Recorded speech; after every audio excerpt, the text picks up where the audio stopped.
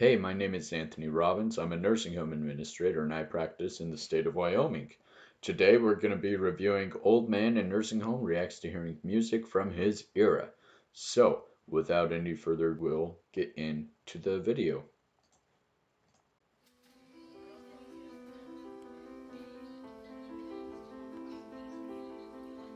I have one resident that barely opened her eyes. She didn't respond. As much as I tried, I knew her for 2 years. No matter what I tried, massage wouldn't work, nothing worked. But when we got introduced to the iPods and the family told me the things that she liked, it was amazing once we put the iPod on her. She started shaking her feet. She started moving her head. Her son was just amazed. So I've watched this video before, so I know what she's talking about. But just to kind of set up a little bit of context, she's talking about getting reactions from people who are not very reactive. Massage can help because it stimulates blood flow. Talking to them because it stimulates the senses of hearing. Um, but it sounds like in this instance, what really worked for this person that we're talking about, learning about, was the sound of music. I really love music. I listen to music at work as often as I can, and I think it's great that music is being used in a therapeutic sense to stimulate mental or mentation and cognition. So we'll keep going. Hi, Papa. Hi, Papa. Huh? How you doing? I'm all right. I'm fine. Wait. Who am I? I don't know. Wait a minute. I don't know. Okay, it's Cherry. How long has he been in the nursing home? Approximately 10 years. He was having seizures, and my mother couldn't handle him at home because he was always, fun-loving, singing, every occasion he would come out with a song, no matter where he was. I remember as a child, he used to walk us down the street, me and my brother, and he would stop and do Singing in the Rain. He was good. He was always into music, always loved singing, dancing. His name is Henry Dreyer. Uh-huh. And I'm looking more or less for religious music for him. Okay. Because he enjoys music and he always quoting the Bible. We first see Henry inert, maybe depressed, unresponsive, and almost unalive. I wanted to stop at this point and talk about the word unalive.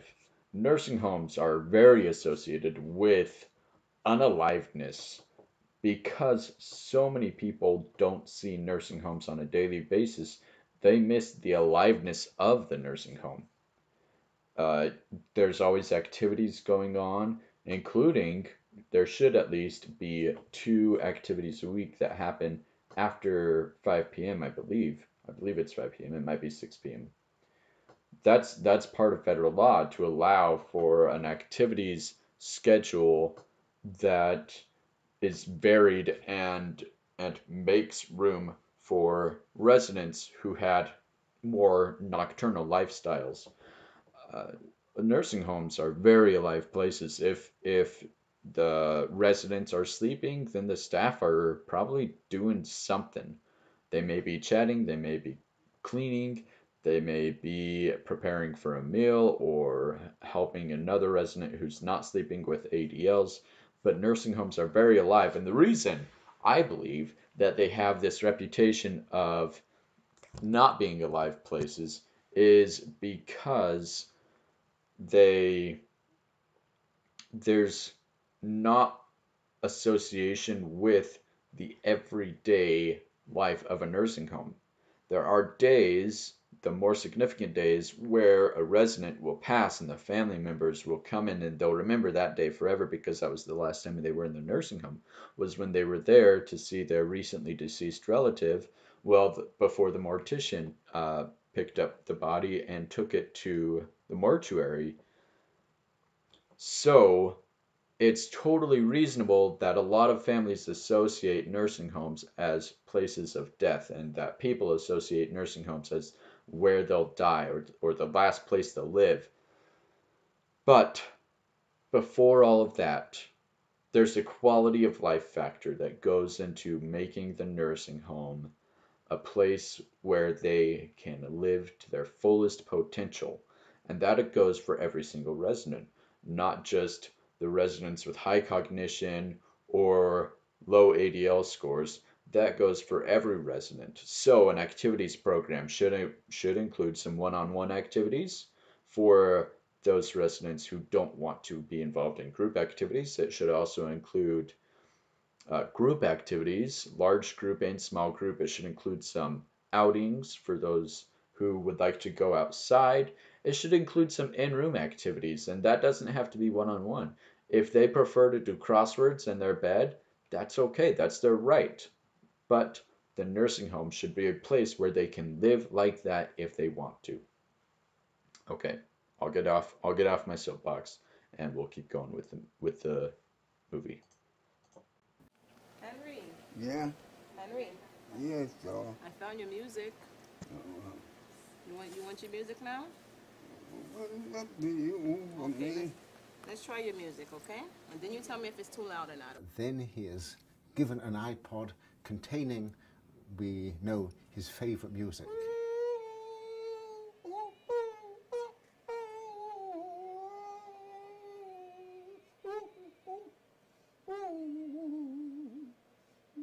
And immediately he lights up.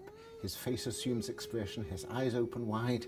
He starts to sing and to rock and to move his arms, and he's being animated by the... I'm gonna stop it here because I had another thought, and that's that Henry is obviously very animated, as this neurologist aptly pointed out. That being said, Henry has an amount of cognition already. There are residents that music therapy won't work on because for various reasons. They may not hear that, the physiological and anatomical structures and processes may not be in place for them to hear. They may not have the cognition to make the connection between what they're hearing and their memories. Those memories may be gone because certain types of dementia cause the brain to deteriorate. And so when that happens, those memories actually go away because the brain has atrophied. The music. And he used to always sit on the unit with his head like this. He didn't really talk to much people. And then when I introduced the music to him, this is his reaction ever since.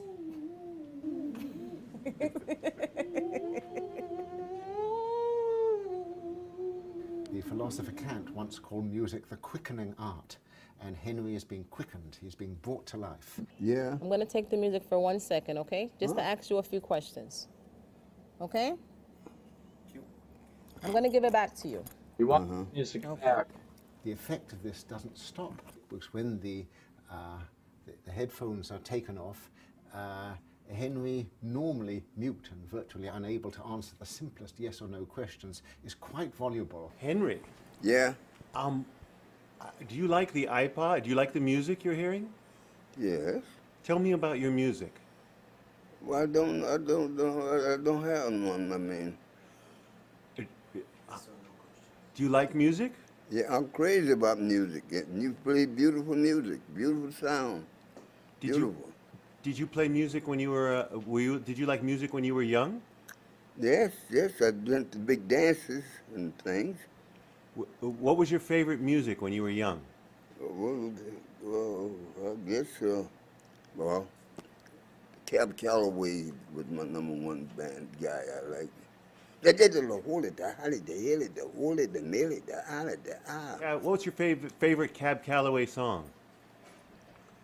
Oh, I'll be home there for Christmas. Oh, you can count and plan on me with plenty of snow. Mistletoe, present wrapped around your tree. Remembered who he is, and he's reacquired his identity for a while through the power of music. What does music do to you? Give me the feeling of love, romance. Figure right now the world need to come into music, singing. You got beautiful music here. Beautiful, oh, lovely. And I feel the band of love, the dream. The Lord came to me, made me holy. I'm a holy man. So he gave me this sound. I'll just say, I meet you. Let me see. Rosalie, won't you love me? Rosalie, won't you be sweet and kind? With this beautiful new technology, you can have all the music which is significant for you in something as big as a matchbox or whatever. And I think this may be very, very important in helping to animate, organize, and bring a sense of identity back to people who are out of it. Otherwise, music will bring them back into it, into their own personhood, their own memories, their own autobiographies.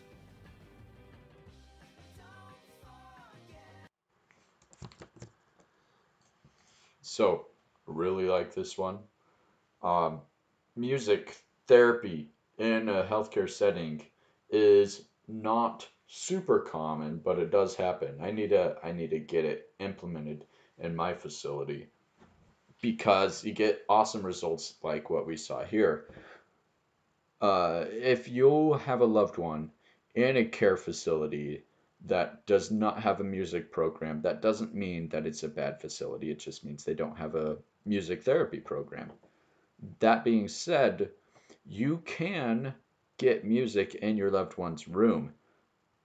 An iPod with some earphones and a little bit of music should be fairly cheap. You can, if you have an old radio, most radios have a place for earbuds to be plugged in or headphones to be plugged in, and you can turn on a CD or a tape. You know, there are TV channels that play music from various decades. All these things can be really great for residents. You know, so go into nursing homes often, especially if you have a loved one there. They need visitors. Visit them. Get to see that the place is alive. It's not a dead and dying place. It's an alive, lively place where good care happens. Hey, this segment is for those people working in long-term care and long-term care administration. I wanted to talk about a few things. First off, it's about what happens when a resident passes away, and you'll have to forgive me because this segment is unscripted. I don't have anything written down. It's just my thoughts.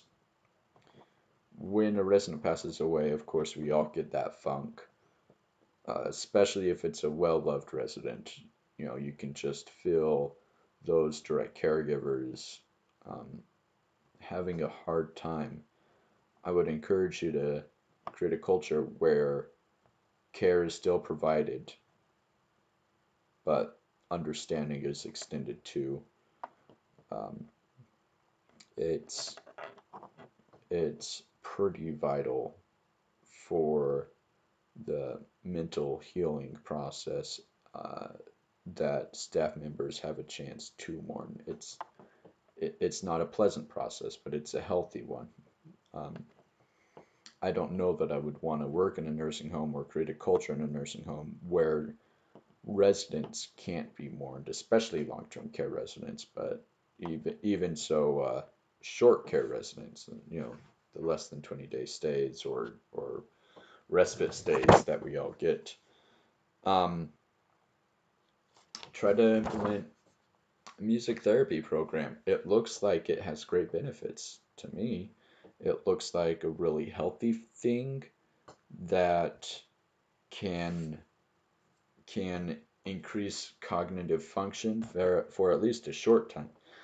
A lot of residents, regardless of where they score on BIMS, on the BIMS test, can answer yes or no questions.